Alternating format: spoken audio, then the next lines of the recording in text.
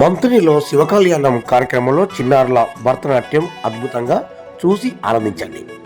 Satya news Telugu.